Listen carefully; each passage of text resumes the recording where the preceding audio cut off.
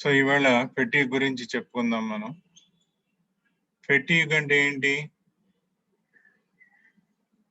అలసిపోవడం లేదా ఎగ్జాస్ట్ అయిపోవడం. ఎగ్జాస్ట్ అయిపోవడం అంటే ఏంటి? ఉన్న రిసోర్సెస్ అన్ని కూడా శరీరంలో అయిపోవడం, పని చేయడానికి ఏమి అక్కడ మిగిలిపోవడం. తర్వాత లాంగ్విడ్నెస్, లంగోర్, లాసిట్యూడ్, ఇవన్నీ కూడా లిస్ట్లెస్నెస్, ఇవన్నీ కూడా మనకి ఫెటీగ్కి పర్యాయ పదాలు అన్నమాట. సో మనం జనరల్ గా మనం టైర్డ్నెస్ అంటాం, లేకపోతే ఫెటీగ్ అంటాం, ఎగ్జాస్ట్ అంటాం. ఇవి మనం ఎక్కువగా మన స్పోర్ట్స్ లో వాడుకునే పదాలు. మిగతా పదాలు మనకు అంత ప్రాముఖ్యం కాదు. Fatigue the scientific term that we use. మనం జనరల్ గా వాడేది ఏంటంటే టైర్ అయిపోయామని, లేకపోతే ఎగ్జాస్ట్ అయిపోయానని చెప్పడం. సో ఈ రకంగా ఈ ఫీలింగ్, అది నేను అలసిపోయాను, లేకపోతే నాలో ఉన్న రిసోర్సెస్ అన్ని అయిపోయినాయి అంటే ఎగ్జాస్ట్ అయిపోయాను అని ఈ ఫీలింగ్ నే మనం ఏమంటాం అంటే ఫెటీగ్ అని అంటాం. ఎందుకు వస్తుంది ఇది ఫెటీగ్? ఫెటీగ్ ఎందుకు వస్తుంది? ఎందుకు వస్తుంది అంటే శరీరంలో మనకి ఫ్యూయల్ ఉండాలి పని చేయించుకోవటానికి. దాన్ని బర్న్ చేసుకుంటే శక్తి వస్తుంటుంది. శక్తి, దాన్ని మనం ఫ్యూయల్ ని మనం వాడుకున్నంతసేపు మనకు శక్తి వస్తూ ఉంటుంది. ఆ శక్తి ఎప్పుడైతే రాదో అప్పుడే అలసట. మనకు శక్తి ఎప్పుడైతే రావడం ఆగిపోతుందో అప్పుడే ఎగ్జాస్ట్. ఆ శక్తిని కలిగించడానికి ఆక్సిజన్ కావాలి. అక్కడ ఉన్నటువంటి మనకి ఫ్యూయల్ ని మండించడానికి, అక్కడ నిక్షిప్తం మజిల్లో నిక్షిప్తమైనటువంటి ఫ్యూయల్ ని మండించడానికి ఆక్సిజన్ కావాలి. అప్పుడే శక్తి పుట్టుకొస్తుంది. కంటిన్యూస్ ఆక్సిజన్ సప్లై ఉండాలి. ఒకటి, పోషక పదార్థాలు నిల్వ ఉన్నటువంటి పోషక పదార్థాల సప్లై బాగా ఉండాలి. రెండు, ఆక్సిజన్ సప్లై ఎప్పుడు నిరంతరం వస్తూ ఉంటే అప్పుడు మనకు ఫెటీగ్ అనేది ఉండదు. ఆక్సిజన్ అనేది వస్తూనే ఉంటుంది, ఇబ్బంది ఏం లేదు. ఆక్సిజన్ రాకపోవడానికి ఇబ్బంది. ఆక్సిజన్ ఎందుకంటే మనం నిరంతరం పీల్చుకునే గాల్లో ఎప్పుడు ఆక్సిజన్ వస్తూ ఉంటుంది కాబట్టి ఆక్సిజన్ వస్తుంది. ప్రాబ్లం వల్ల ఎక్కడ వస్తుందంటే మనకి శరీరంలో ఉన్నటువంటి నిక్షిప్తమైనటువంటి లేదా నిల్వ చేసుకున్నటువంటి ఫ్యూయల్ అయిపోవడం. ఎప్పుడైతే అయిపోయింది, ఈ ఫ్యూయల్ ని ఎప్పుడైతే బర్న్ చేసుకుంటూ పోతూ ఉంటుందో సైమల్టేనియస్ గా ఈ ఫ్యూయల్ ని మళ్ళీ రీజనరేట్ చేసి అక్కడికి తీసుకొచ్చేటువంటి మెకానిజం కూడా మనకు కంటిన్యూస్ గా శరీరంలో జరిగిపోతూ ఉంటుంది. అయిపోయినటువంటి ఫ్యూయల్ ని మళ్ళీ నిల్వ చేసుకున్న ఫ్యూయల్ ఎప్పుడైతే అయిపోతూ ఉంటుందో మళ్ళీ దాన్ని తీసుకొచ్చి మళ్ళీ సమకూర్చుతూ ఉంటుంది అనమాట వాడు. ఎప్పుడైతే అది తగ్గిపోతుందో అట్లాగే మనకి మండించాం అనుకోండి, శరీరంలో వ్యర్థ పదార్థాలు ఎక్కువగా మనకి అక్కడ ఏర్పడిపోతూ ఉంటాయి. ఆ వ్యర్థ పదార్థాలు ఏం చేయాలి? అప్పటికప్పుడు తొలగించుతూ ఉండాలి. అప్పుడే మనకి శరీరంలో మజిల్ కాంట్రాక్షన్ సక్రమంగా జరుగుతుంది. ఉదాహరణకు మనం కట్టి పిల్లలు మండిస్తున్నాం అనుకోండి, అదే పనిగా కదలకుండా అట్లా కట్టెలు మండించాం అనుకోండి, ఆ పైన ఒక పొరలాగా ఏర్పడిపోయి కట్టెలు మండే కెపాసిటీ ఏమైపోతుందంటే తగ్గిపోతుంది. ఇక్కడ అంతే అవుతుంది అనమాట. మనం ఇక్కడ కూడా అంతే అవుతుంది మనకి. అక్కడ వ్యర్థ పదార్థాలు ఎప్పుడైతే ఏర్పడినటువంటి వ్యర్థ పదార్థాలు ఎప్పటికప్పుడు మనకి శరీరం తొలగించుకుంటూ ఉండాలి అక్కడ పనిచేసేటువంటి కండరాల్లో నుంచి. లేకపోతే వ్యర్థ పదార్థాలు ఎక్కువైపోయినాయి అనుకోండి, అప్పుడు పనిచేసేటువంటి శక్తి అనేది తగ్గిపోతుంది. ఈ రకంగా మనకి ఫెటీగ్ అనండి, టైర్డ్నెస్ అనండి, ఎగ్జాస్ట్ అనండి, సో ఇవన్నీ కూడా మనకి ఏర్పడేటువంటి అవకాశం మనకి ఉంది. సరే, టైప్స్ ఆఫ్ ఫెటీగ్. ఫెటీగ్ ఎన్ని రకాలు అంటే ఫిజికల్ అండ్ మెంటల్. శారీరకంగా అలసిపోవడం, మానసికంగా కూడా అలసిపోవడం. శారీరకంగాను మానసికంగాను అలసిపోతే అప్పుడు రెండు రకాల ఫెటీగ్. శారీరకంగా అంటే ఫిజికల్ ఫెటీగ్, శారీరకంగా అలసిపోవడం. మెంటల్ ఫెటీగ్ అంటే మానసికంగా అలసిపోవడం అన్నమాట. సో ఈ ఫిజికల్ ఫెటీగ్ అనేది ఎప్పుడు వస్తుంది అంటే, ఫిజికల్ ఫెటీగ్ ఎప్పుడు వస్తుందంటే పని చేసేటటువంటి కండరాలన్నీ కూడా సక్రమంగా పని చేయలేకపోవడం. అదే ఫిజికల్ ఫెటీగ్ అంటే. బాగా ఫిజికల్ ఎక్సర్సైజ్ చేస్తూ ఉంటే ఈ ఫెటీగ్ ఇంకా ఎక్కువగా వచ్చేస్తూ ఉంటుంది. సో ఫిజికల్ ఫెటీగ్ అంటే ఏంటి? శరీరంలో ఉన్నటువంటి కండరాలు కానీ అవయవాలు కానీ తమ పనిని తమ సమర్థవంతంగా నిర్వహించుకోలేనటువంటి అశక్తత ఎప్పుడైతే వస్తుందో అప్పుడే ఫెటీగ్ అన్నమాట. సో మెంటల్ ఫెటీగ్ ఎప్పుడు వస్తుంది? ఎక్కువసేపు మనం యాక్టివిటీని ప్రొలాంగ్ చేసుకుంటూ పోతే, మానసికంగా కూడా మనం అలసిపోయినప్పుడు, మనకి మానసికంగా కూడా అనిపించినప్పుడు మానసికమైనటువంటి అలసట మనకు వస్తుంది. శారీరక అలసట, మానసికమైనటువంటి అలసట. చూడండి, శారీరకంగా అలసిపోతే ఎలా ఉంటాం? పని చేయలేని పరిస్థితి వచ్చినప్పుడు, శరీరంలో కండరాలు నార్మల్ గా పని చేయలేని పరిస్థితి వచ్చినప్పుడు అలసిపోవడం, అంటే ఎక్కువగా ఎగ్జాస్టివ్ గా మనం పని చేసినప్పుడు మనకి బాగా అలసిపోతాం. శక్తిని మించి పని చేస్తాం మనం. శక్తి అంటే శక్తి, అక్కడ శక్తి పుట్టుకు రావటం లేదు, అయినా సరే మనం పని చేయాలనిపిస్తూ ఉంటుంది. ఆ రకంగా పని చేసినప్పుడు శరీరంలో ఉన్నటువంటి ఎనర్జీ సోర్సెస్ అన్ని కూడా ఎగ్జాస్ట్ అయిపోయి అప్పుడు మనకు ఫెటిగ్కి దారి తీస్తున్నాం. So mental fatigue and physical fatigue. So physical, ఈ ఫెటిగ్ డ్యూరింగ్ ఎక్సర్సైజ్ ఎందుకు వస్తుంది? What are the scientific reasons, లేదా మనకి జీవ ప్రక్రియ జరిగేటటువంటి కారణాలు ఏంటి, మెటబాలిజం, కెమికల్ రియాక్షన్స్ యొక్క కారణాలు ఏంటి అని అంటే, decreased levels of energy substrate. Energy substrate అంటే ఏంటి? ఎనర్జీ జనరేటింగ్ సబ్స్టెన్సెస్ అన్నమాట. మనకి శరీరంలో నిలవ ఉంటాయని చెప్పుకుంటున్నాం మనం. అదే మనం కార్బోహైడ్రేట్స్, ప్రోటీన్స్, ఫ్యాట్స్, ఈ మూడు మనకి ఎనర్జీ గివింగ్ సబ్స్టెన్సెస్. ప్రధానంగా మనకి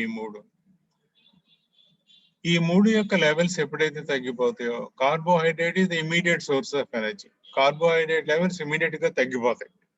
కార్బోహైడ్రేట్ లెవెల్స్ ఎప్పుడైతే తగ్గుతున్నాయని మన శరీరం గమనిస్తుందో అప్పుడు ఇమీడియట్ గా ఫ్యాట్ లోకి వెళ్తుంది.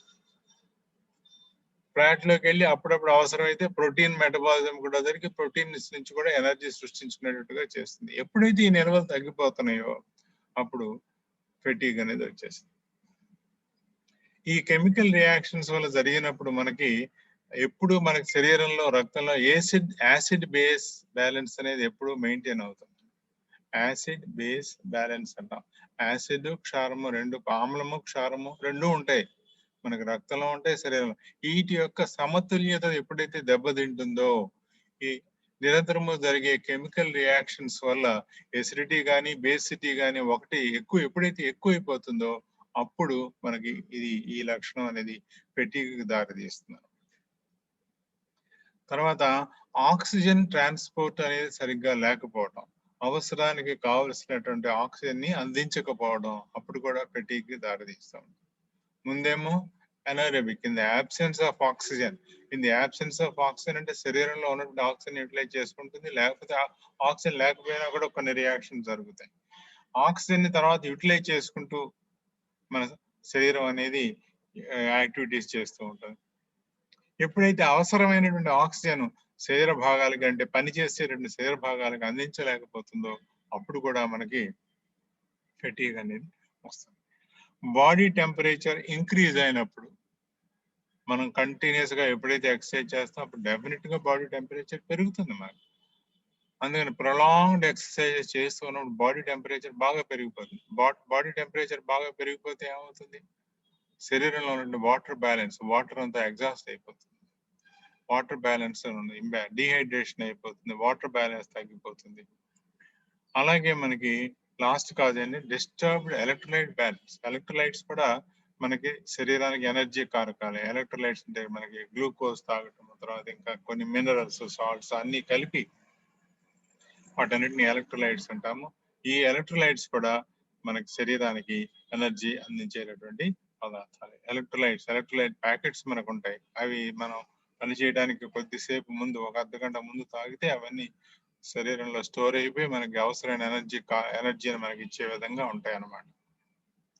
లేదా మనం ఎగ్జాస్ట్ అయినప్పుడు కూడా ఈ ఎలక్ట్రోలైట్స్ మనం తీసుకోవచ్చు, లేదా మధ్య మధ్యలో తీసుకుంటూ ఉండవచ్చు, నీళ్ళలో కలిపి తీసుకోవచ్చు. లేదా మనకి న్యాచురల్ ఎలక్ట్రోలైట్స్, ఒకసారి చెప్పాను మీకు, న్యాచురల్ ఎలక్ట్రోలైట్స్ ఏంటి మనకి చక్కగా కొబ్బరి నీళ్ళు, అందులో మంచి మనకి ఎలక్ట్రోలైట్స్ దొరుకుతాయి అన్నమాట.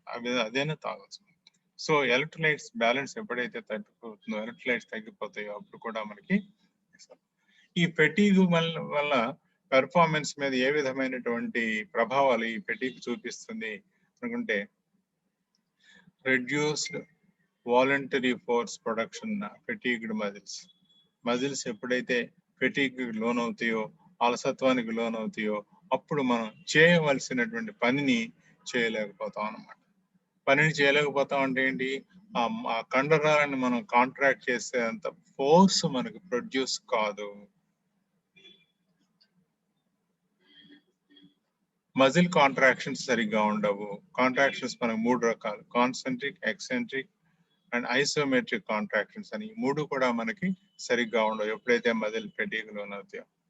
తర్వాత మస్కులర్ ఫెటీగ్ ఎప్పుడైతే వచ్చిందో మనం వర్టికల్ గా జంప్ చేయడం అనేది, ఆ జంపింగ్ ఎబిలిటీ అనేది తగ్గిపోతుంది. మనం నార్మల్ గా జంప్ చేస్తే high jump vertical, pole vault vertical, లేకపోతే సింపుల్ గా స్టాండింగ్ వర్టికల్ జంప్, మనం నుంచొని కూడా వర్టికల్ జంప్ అనేది మనం చేయొచ్చు. సో ఈ రకంగా చేసేటప్పుడు ఆ వర్టికల్ జంప్స్ చేసినప్పుడు నార్మల్ గా మనం రీచ్ అయ్యే హైట్ కూడా మనం రీచ్ కాలేకపోతాం అనమాట. లోయర్ బాడీ పవర్, శక్తి తగ్గిపోతుంది. శక్తి కారకాలు ఎప్పుడైతే శరీరంలో తగ్గిపోతాయో అప్పుడు శక్తి కూడా మనకి తగ్గిపోతూ ఉంటుంది. తర్వాత ఎప్పుడైతే శక్తి తగ్గిపోయిందో అప్పుడు మనం ఏదైనా వస్తువులు మనం గాలిలోకి విసిరినప్పుడు అందులో వచ్చే వేగం కూడా తగ్గిపోతుంది. మనం జనరల్ గా మనం కాంపిటీషన్స్ లో ఏం విసురుతాం, మనం shot put, discuss, javelin, hammer, ఈ 4 థ్రోయింగ్ ఈవెంట్స్ లో మనం వాటిని ఎక్కువ బలంగా విసిరి వాటిలో ఎక్కువ వేగం ఉంటే ఎక్కువ దూరం వెళ్తాయి మనకు. అందులో వచ్చే వేగం, బలం ఎప్పుడైతే తగ్గిపోయిందో, ఈ పవర్ ఎప్పుడైతే తగ్గిపోయిందో మనకు వాటిలో వచ్చే వేగం కూడా మనకి తగ్గిపోతుంది. ఎప్పుడైతే మనకి మజిల్స్ ఫెటీగ్ అవుతాయో అప్పుడు కిక్కింగ్ పవర్, కిక్కింగ్ మన సాకర్ లో, ఫుట్బాల్ లో కిక్కింగ్, అట్లాగే మనకి ఫుట్బాల్, రగ్బీలో కిక్కింగ్ ఉంటుంది. సో ఈ రకంగా కిక్కింగ్ పవర్స్ అన్ని కూడా మనకి తగ్గిపోతూ ఉంటాయి. యాక్యురసీ కూడా మనం కొన్ని, సపోజ్ మన యాక్యురసీ మనకి shooting, pistol shooting, rifle shooting, archery, ఇవన్నీ కూడా అనుకున్నటువంటి టార్గెట్, లేదా బాస్కెట్ బాల్ రింగ్ లోకి వేయటం, లేదా గోల్ కొట్టడం, ఇవన్నీ కూడా మనకి యాక్యురసీకి సంబంధించినవి. అంటే అనుకున్న చోటకి బంతిని మాని దేనైనా వస్తువును కానీ మనం పంపించగలగడం. ఆ యాక్యురసీ కూడా తగ్గిపోతుంది. తర్వాత ఎక్కువసేపు పని చేయగలిగే సామర్థ్యం మనకి తగ్గిపోతుంది. ఎక్కువసేపు పని చేయగలిగే అంటే అనారోబిక్ కెపాసిటీ, ఎక్కువసేపు పని చేయడం అంటే ఏంటంటే ఎక్కువసేపు పని చేయడం అంటే ఏరోబిక్ కెపాసిటీ, అంటే గాలిలో మనం గాలి పీల్చుకునే గాలి నుంచి ఆక్సిజన్ తీసుకొని అది ఆక్సిజన్ తీసుకొని పని చేయడం, దాన్ని ఏమంటామంటే ఐరోబిక్ కెపాసిటీ అంటాం, లేకపోతే మనకి ఎండ్యూరెన్స్ యాక్టివిటీస్ అని అంటాం, మనం ఎండ్యూరెన్స్ కెపాసిటీ అని అంటాం. అట్లాగే మనకి ఆక్సిజన్ లేకుండా కూడా కొన్ని కార్యక్రమాలు జరిగిపోతుండే, ఆక్సిజన్ నిరంతరం మనకు సప్లై లేకపోయినా సరే అవి కొన్ని కెమికల్ రియాక్షన్ జరిగిపోతాయి. అవి జరిగేటటువంటి ఇది కూడా తగ్గిపోతుంది అనమాట, ఆ స్పీడ్ కూడా తగ్గిపోతుంది. తర్వాత మనం మెంటల్ కాన్సన్ట్రేషన్ తగ్గిపోతుంది. తప్పకుండా మన కాన్సన్ట్రేషన్ ఉండాలి. సపోజ్ బాస్కెట్ బాల్ రింగ్ లో బాస్కెట్ వేయాలంటే కాన్సన్ట్రేట్ చేయాలి, గోల్లోకి బంతికి కిక్ చేయాలంటే కాన్సన్ట్రేట్ చేయాలి, లేదా హాకీ బాల్ స్టిక్ తో కొట్టాలి అంటే కాన్సన్ట్రేట్ చేయాలి. దేనికైనా సరే ఇప్పుడు అట్లాగే టెన్నిస్ లో మనం అనుకున్న చోటుకి బంతిని కొట్టాలి అంటే కాన్సన్ట్రేట్ చేసి ఎంత బలం ఉపయోగించాలో అంత బలం ఉపయోగించి కొట్టాలి. సో ఈ రకంగా మనకి స్పోర్ట్స్ యాక్టివిటీస్ లో కాన్సన్ట్రేషన్ అనేది బాగా తగ్గిపోతుంది ఫెటీగ్ ఎప్పుడైతే ఆన్సెట్ అవుతుందో. ఇంకా ఎన్ని చాలా పారామీటర్స్ మనకి మనం సాధించదలుచుకున్నటువంటి స్పోర్ట్స్ యాక్టివిటీలో సాధించదలుచుకున్నటువంటివి, లేదా స్పెసిఫిక్ స్కిల్స్ పెర్ఫార్మెన్స్, కౌశలాల యొక్క ప్రావీణ్యత కూడా మనకి తగ్గిపోతూ ఉంటుంది.